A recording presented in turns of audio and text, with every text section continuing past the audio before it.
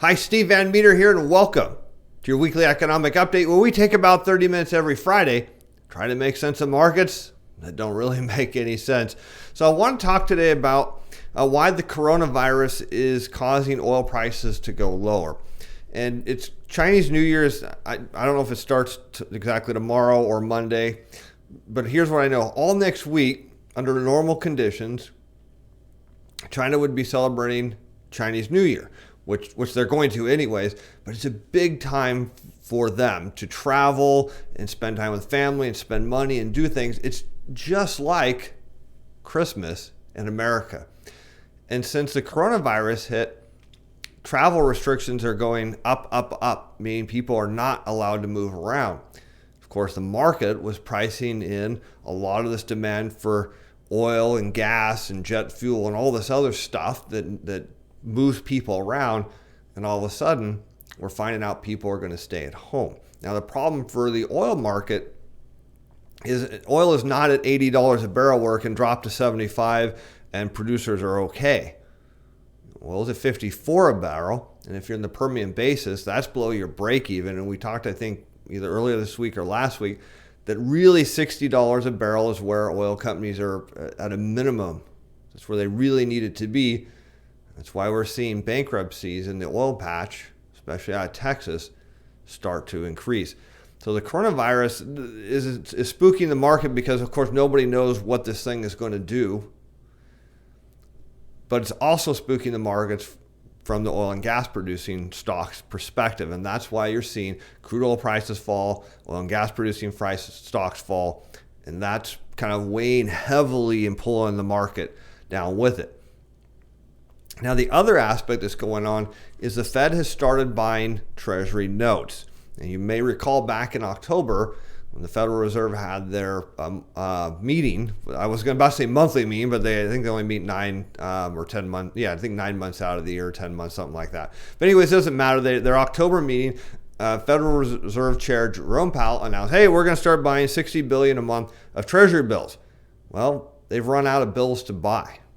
I know it seems amazing that so October, November, December, not even all the way through the fourth month, they ran out of bills to buy. And you say, well, there's got to be a ton of them. Well, there are, but there are demand for them. Lots of people need Treasury bills for lots of reasons.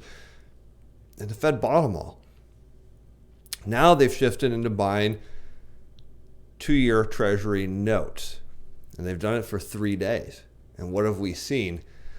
Bond prices are going up, interest rate, yield treasuries are going down as they're buying them, which is very interesting because the first day they bought them, it was very late in trading. In fact, I didn't even notice it until the next day when I was looking at the data that they switched from bills to notes. Because normally when the Fed buys bills, they do it very early in the trading day. So the first note purchase wasn't huge, like $1.6 billion. I say not huge. It's still a big number, but when you're doing $60 billion a month, it's not huge. It was late in the day, and what did we see? A late surge in bond prices. Then the following day, it was not early in the morning, like T-bills. It was just a little bit, kind of maybe mid-morning-ish. And what did we see? The bond market tried to come down and then took off. And then today, another mid-morning, took off and sold down a bit in late trading as sellers come in and try to keep yields from falling because the Fed is going to trigger a massive short squeeze. And I've written about this and I've talked about it, how the Fed, in its attempt to ease financial conditions, makes things worse. You have to think about this. If you went to the Treasury securities store, right, and you went to the shelves and said, I like to buy some T-bills. Well, the shelves are empty. There is nothing there. So the Fed is now shifted over and buying notes. So what is that doing for people who bought T-bills? Well, they're buying notes, and people that bought 2 years are buying 3. Probably 3 are buying 5. 5s are buying 7. 7s will buy 10s. 10s will buy soon 20s, and 20s buying 30s. It pushes people down the curve. Because there isn't as much supply. If you look at supply, you could say, well, T-bills are way up here. And then as you go down the curve, the supply of notes and bonds is smaller. There's a lot of T-bills in the market. So the Fed is buying notes, but who else is buying bonds? Large commercial banks, which you'll show you in a little bit, have jumped back to their November levels of Treasury securities. I kind of suspected they would. We talked about that. So right now, the Fed's buying notes, the banks are buying notes, and there's not much of a supply. And this is a problem because hedge fund managers have been using the repo markets or overnight dollar lending markets to swap T-bills with banks so the Fed could get them. Perhaps, because the repo is T-bills. So they could short the bond market and buy and take speculative long positions on stocks. Now, as bond prices rise, that squeezes anyone who's short, which is mainly hedge funds and other speculators. And as they take losses, they eventually want to get out. And when you want to exit a short position, you directly or indirectly become a buyer of the underlying security. It makes it interesting. And when that starts happening, it hasn't really started happening much, that will cause bond prices to go even higher. And then what will happen? The momentum of the market will shift. Because how will these hedge funds get the cash to buy or close out their short position? Either buy bonds to hedge or close out their short positions. Well, they'll need cash. Well, there isn't cash. There's a dollar shortage. And hedge funds have been going to the Fed to get cash, but they've been using it for speculative purposes. Meaning they have to sell stocks or other risk assets, perhaps gold, to get dollars, which are in short supply, causing the dollar to rise. See where this is going? Which is not good for gold or other commodities such as oil. So they get dollars and turn around and use those dollars to buy bonds. And then above that level, about 80% of the stock market today is controlled by some form of computer program, whether it's a direct algorithm or a formula or a strategy that follows a formula. 80% of the market is effectively computer traded, one form or another.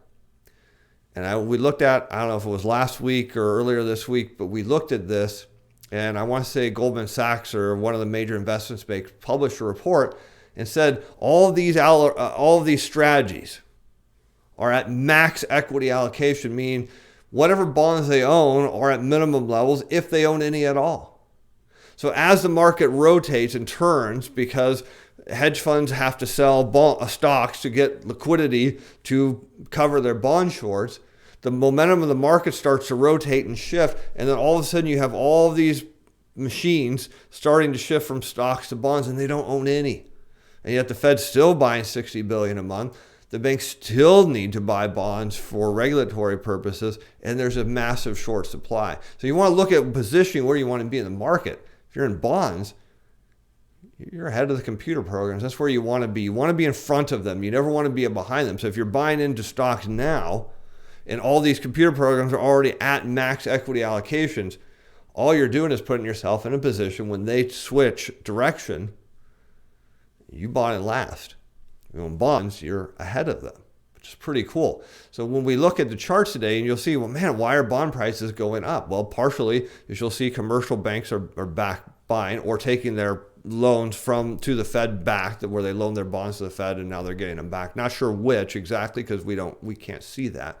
But we do know the Fed's buying somewhere between 1.6 and 1.7 billion of 2-year Treasury notes in the last 3 days, and this had a big impact on the market. So let's take a look at some charts, and let me get that loaded up for us. All right, so the M2 money supply, the growth rate on a year-over-year basis is fairly flat at 6.78% from last year, along with a 6-month and 3-month growth rate are flat.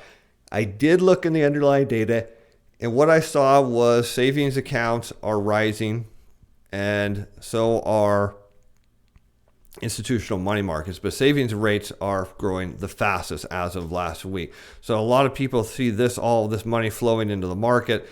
When people start saving money, it's because they're concerned about the economy. Let's take a look at real estate loan growth. Actually, you know what? Let's go over here first. Let's look at the H.8 report, and then we'll come back to that, which is just the graphic version of this.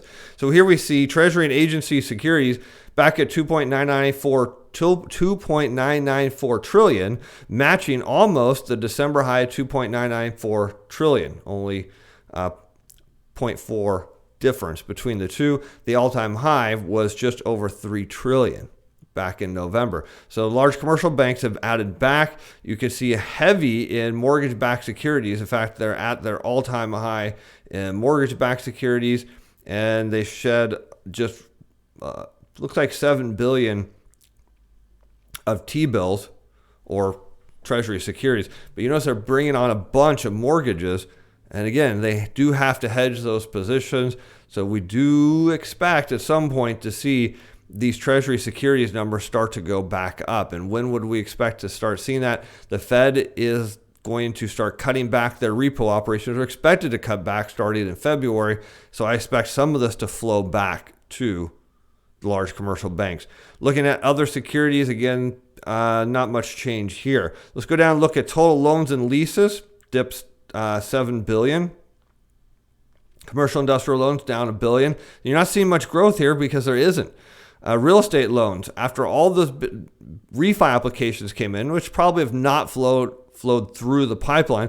Again, no growth in real estate loans. Consumer loans down here dropped $2 billion. How about credit card and other revolving plans? Dropped $2 billion. That's not good. Automobile loans flat. So no lending growth here. And we can go back and look at the charts and we should see the exact same data. So the growth rate on real estate loans dropped to 3.75%.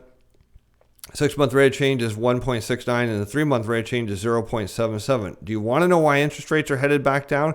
Because this ties back over here. It's on the left side, 3.75. There's no real growth coming out of the real estate market now. None. So all this drop in interest rates is not translated to a big surge in home loans. Let's take a look at commercial industrial lending. Growth rate is flat at 1.03% from last year. Actually slightly higher. I mean, 0.4% or 0.04%. 6-month rate of change fell to 0.84 and is falling. 3-month rate of change is effectively flat at minus 0.39%. Again, you want to know why Treasury yields are falling and bond prices are rising. It's not spurring lending growth at all. Lower interest rates are not working. They are still too high. Now, looking at total loans and leases and bank credit represent 1/3 of the entire amount of debt in the private sector. Growth rate was flat at 3.88% from a year ago. 6-month rate of change is at 1.44 and falling. 3-month rate of change is at 0.51 and falling. Again, you want to know why interest rates are headed lower. Lending growth is flat or falling. And that means even at these low interest rates, they are still too high. Consumer loans and credit cards flat at 4.69% a year ago. So that's not showing a lot of demand either. And looking at the transportation sector, we have U.S. rail traffic. Total carloads are down 8.4% from this week last year. And year to date down 7.4%. So no demand here. You can look, coal demand's down, grain demand's down, petroleum demand's down. So total traffic is down, or total carloads is down 8.4%. Total traffic is down 8%. So there's, if you're looking at rail traffic as a sign of reflation, you don't see it here. Looking at the Baltic Dry Index, this is a shipping index, and it suggests the stock prices should be crashing. It's very, very unusual that we see any form of deviation between the two, because this is saying that shipping rates are falling. Why would shipping rates be falling? Because there's no demand. And how do you have higher earnings and profits when you have falling demand? Usually you don't. And then last, we have the Conference Board U.S. Leading Index of 10 economic indicators. Looking at the smothered growth rate from EPB Macro Research, the LAI is negative for the first time since the Great Financial Crisis. So that is not inspiring optimism there at all. All right, so let's switch back over to here and take a look at the NASDAQ McClellan Summation Index. We see the market is pushing, trying to drive liquidity higher in a very illiquid time, mostly due to the Fed's overnight and term dollar loans. When those facilities go down or go away, liquidity is going to be a problem because hedge funds and other speculators have swapped their Treasury securities, T-bills, for speculative long position stocks and short position bonds, and the market is moving opposite of them. And last chart I want to look at is Treasury deposits with Federal Reserve banks against 10-year Treasury maturity yields. And what we've seen is the U.S. Treasury borrowed a lot of money to refill their coffers, and then usually what happens, they go through several months or more, 3 to 6 months, where they're not using this money. And in the past, you can see that leads to either a downward trend in interest rates or a peak and a downward trend in interest rates. Well, guess what? We're seeing a peak and a downward trend in interest rates because the government now isn't borrowing as much because they don't need it. But the problem you have is commercial banks need bonds and the Fed wants bonds, and the market still needs them to begin with. You got to think pension funds still need to buy bonds. Institutional money managers need them. Some foreign central banks that are accumulating them still need them. So there is a market for them. There just isn't a big one. And all that tells us is interest rates should be headed much, much lower. All right, let's switch over, take a look at the charts. I don't know if we're going to run the full 30 minutes today, but didn't really have there's a lot of earnings this week, but not much in terms of other charts to really look at. Of course, we'll have the Fed meeting next week, and I'm sure that will be interesting. So here you see the last 3 days, the Fed switched from T-bills to T-notes. And what happened? Stocks gave up, fought back, and then gave up today. And not a surprise that we see the NASDAQ also down, Dow down, Russell 2000 down. Let's take a look at 10-year Treasury yields. Remember, 1.7% was the big line to cross, and 10-year Treasury yields crossed that. Now, they did close slightly above where this candlestick is showing because the last 30 minutes, yields went up just a little bit, not a whole lot, but still close below 1.7. And what that's saying is this rising channel, this dotted purple line, which if you're having trouble seeing that, I can make it a different color so it stands out a little bit. We'll make it this Cayenne line. It broke through that. And all that means is the people that were short here, and here are now in a loss position. Or if they, depend on how they took a short position, are in a deeper loss position. And what that means is at some point, they will either decide to fight back and take even a larger short position, or they will be forced to unwind that and take long positions, driving yields down. This 1.4 matches the all-time low going back to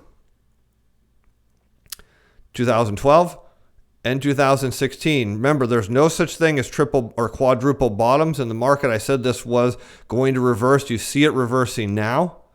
And when it comes down to 1.4, it will break. And you say, well, how do you know? Well, we just looked at the lending data. We're in a debt-based economy. And the only way the economy can continue to grow is the debt has to grow. And the debt has to be productive debt. So if you look at the lending data, we saw all these refis from 2 weeks ago. Remember, like just 40% increase. If people are refining their houses, say paying off credit cards and other debt, it doesn't help the economy. If they're refining and cashing out and buying, jet skis, refrigerators, cars, Xboxes, cell phones, yeah, that's great. I mean, I personally don't think it's great, taking out debt from your house to buy those things. However, from an economic standpoint, in a debt-based economy, boom, that's what you want to see. You need to see the debt expand. So when the debt is flat or shrinking, and we're seeing it shrink, the growth rate shrink, what does that tell you? It tells you interest rates are too high. They need to go lower. And they need to go a lot lower because we're starting to see, commercial industrial lending has been contracting for like 9 months. So we know the amount of commercial loans are shrinking. And based on my data, we should be seeing around $5 to $6 billion of those drop off anyways, just principal payments. So not only does the economy need enough to overcome that, but it needs to get up to a normal growth rate.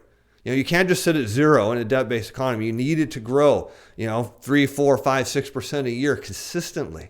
Now it can fluctuate, but over the trend, you need that. Same with real estate. We're under 4%. We've been under 4%. That's weak.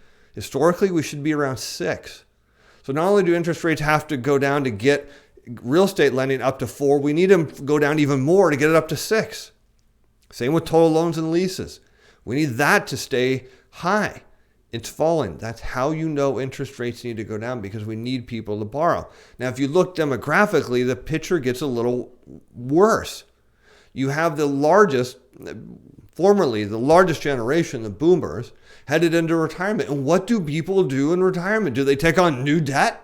No, they pay off their debt. So it's even worse, because we need the millennials, because I'm going to exclude my much smaller Gen X generation, although I'm sure we have some contribution. We effectively need the millennials not only to take over all the debt from the boomers, but we need them to take on even more debt to grow the economy. That's why interest rates are going to go to zero. That's why there's no quadruple bottoms, and you look in old technical analysis books, because they don't exist. So we expect to see this come down and break through here. Could be a couple weeks, could be a couple months, don't know. But it's important to note we're not far. In fact, yields are now, their 10 years are at their lowest level since October, mid-October. 30-year yields are the same, lowest level since mid-October. Actually closed slightly higher than here, 2.139, but still the lowest level since October. And this dotted purple line here is the former all-time low going back to 2016. So again, this thing's going to flirt with this level here, break down, and should make a run. I'm thinking around 1% or less on the 30-year should be a huge return for zero coupon bonds. But remember, everyone's saying, this is going higher, this is going higher. Here you see Fed rate cut, Fed rate cut, Fed rate cut. Yields are lower than all three Fed rate cuts. What does that tell you? They didn't work. I said they wouldn't work. They don't work. They lead to lower interest rates. There you have it. It is leading to lower interest rates. And when all these speculative positions unwind and all these other people that are investment strategies need to buy bonds, interest rates are going to collapse.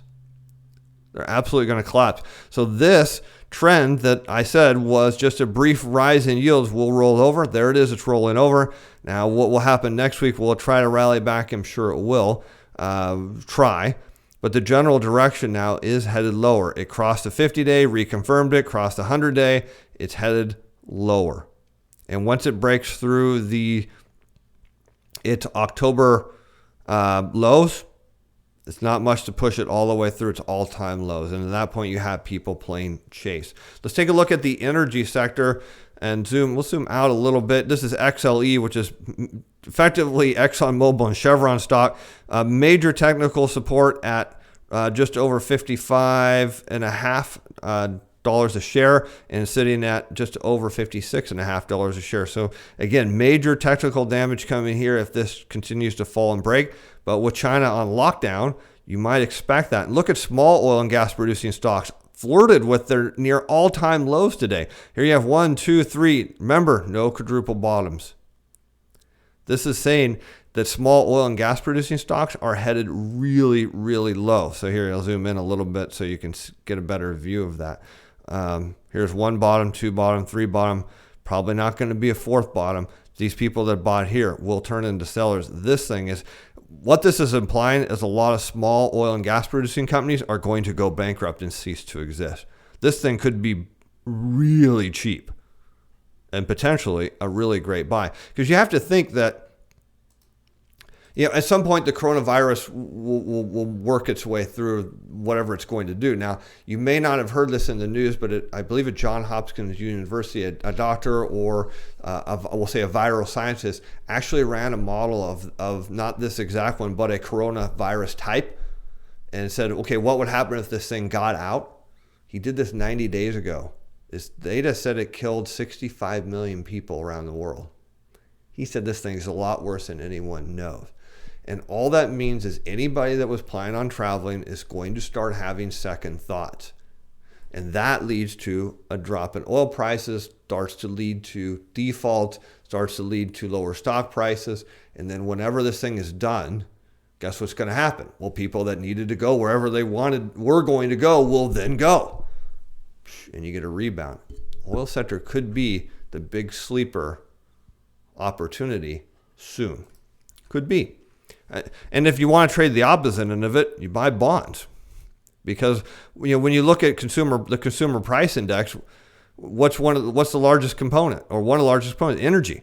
So when energy prices go down, what happens to consumer price index? It goes down. What happens to interest rates? Go down. What happens to bond prices? You got it, go up. So here's where the large commercial banks this week ending January 15th started adding back to their mortgage-backed securities. You see the long bond is rising.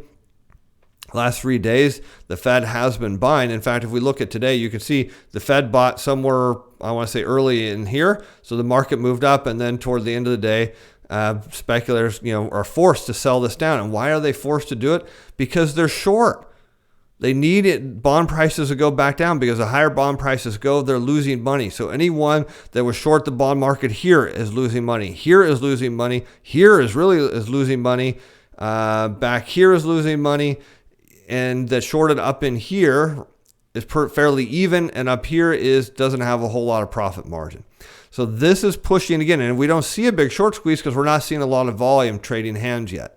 When a lot of shares start coming out, then you see, okay, the squeeze is really on. But right now, there are people looking at their trading screens going, this is not good. We need to get these bond prices down. And if they keep rising, we're going to get out. And you can thank the Fed, because I said the Fed would do this, and they are. And we can see the 7 to 10-year Treasury bonds are sitting, above resistance here, looking to break out. Nothing but blue skies ahead. Again, everyone that said this was headed lower, this triangle pattern, I said, goes both ways. But the old book said, if you get a bottom, I'll zoom out, a bottom, and then it goes up and enters a triangle pattern, most of the time it's a continuation. It's a consolidating. It means some big players need more bonds. Well, who were those players? Large commercial banks, and now the Fed.